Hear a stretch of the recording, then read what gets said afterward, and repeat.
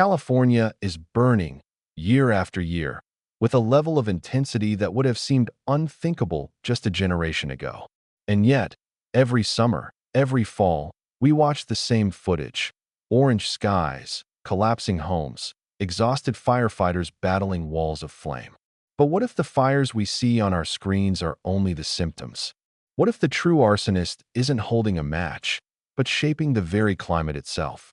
Today, we're uncovering the scientific reality behind California's escalating wildfire crisis, and how climate change has quietly become the invisible arsonist fueling the state's most devastating infernos.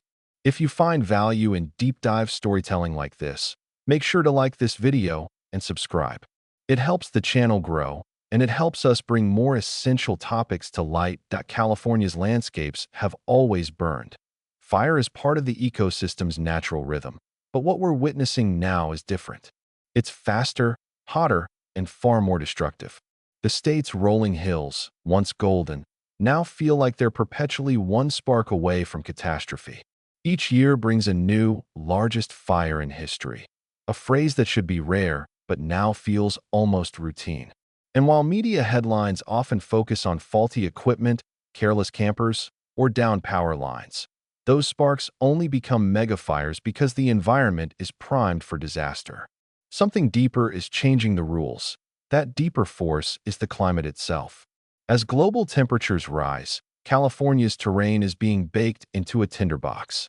Hotter days suck moisture out of vegetation, turning shrubs, trees, and even healthy forests into dry fuel waiting for ignition.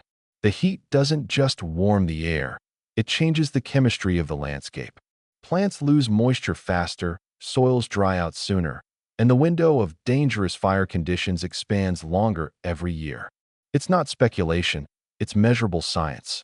Every degree of warming dramatically increases how easily a wildfire can spread and how intensely it burns. Then there's the drought cycle. Climate change intensifies drought by reducing snowpack, delaying rains, and accelerating evaporation. In California, the Sierra Nevada snowpack acts like a natural water bank, slowly releasing moisture into streams and soil. But as winters warm and snowfall declines, that reservoir shrinks. Less water means vegetation dries earlier and stays dry longer. Combine that with stronger heat waves, and you've got a perfect storm.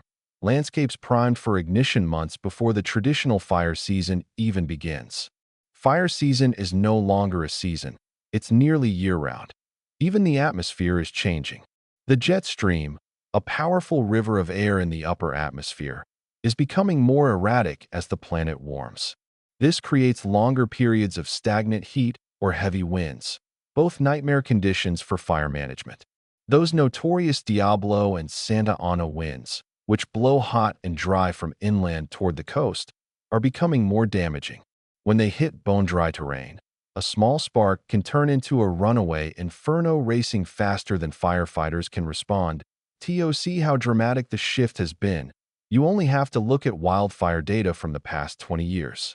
The number of extreme fires, the kind that spread uncontrollably, jump fire breaks, and create their own weather, has surged. Some years, the amount of land burned has more than doubled historical averages. And while California once relied on predictable fire seasons, with clear lines between wet and dry months, those lines have blurred. Rainstorms come later, dry spells last longer, and the state's traditional fire management strategies, once effective, are being outpaced by a new climate reality. Controlled burns, brush clearing, and rapid response tactics still matter, but they're no longer enough when fires behave with unprecedented volatility. But the flames themselves are only part of the story. Beyond the immediate destruction lies a ripple effect that reaches far beyond California's borders. Smoke plumes travel hundreds of miles, blanketing cities in toxic haze. Hospitals report spikes in respiratory issues, heart complications, and asthma attacks. Children and seniors are especially vulnerable. And the economic impact is staggering. Billions spent on suppression, billions more on rebuilding, insurance premiums skyrocketing, entire communities uprooted. Ecologically, the damage is just as severe. Forests that once bounced back after fires now struggle to regenerate. Repeated burns weaken soil structure, reduce biodiversity, and threaten species that rely on stable habitats. Even wildlife migration patterns are changing as animals flee scorched environments. These are long-term changes, not temporary disruptions. That California's infrastructure isn't built for this reality either. Power grids, roads, water systems all face increasing strain as fires become larger and more unpredictable. Some insurance companies are already pulling out of high-risk areas altogether, leaving homeowners with impossible choices about where or whether they can rebuild. What's the path forward? It starts with acknowledging the cause. Climate change isn't a distant future concern. It's the trigger reshaping California's wildfire landscape right now. Mitigation means reducing emissions, investing in renewable energy, and supporting policies that address the root of global warming. Adaptation means transforming how communities build, prepare, and respond. That includes smarter land use planning, fire-resistant materials, expanded forest management, and community-level resilience strategies that make neighborhoods less vulnerable. And yes, individual actions matter too. From supporting legislation to making climate-conscious choices in daily life, every action adds weight to the collective response. Because the truth is, this isn't just a California problem.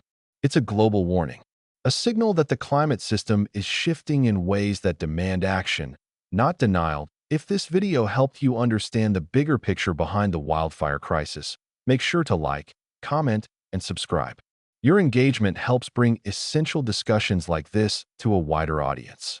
And if you want more deep-dive explanations on the forces shaping our world, stick around. We've got more stories coming.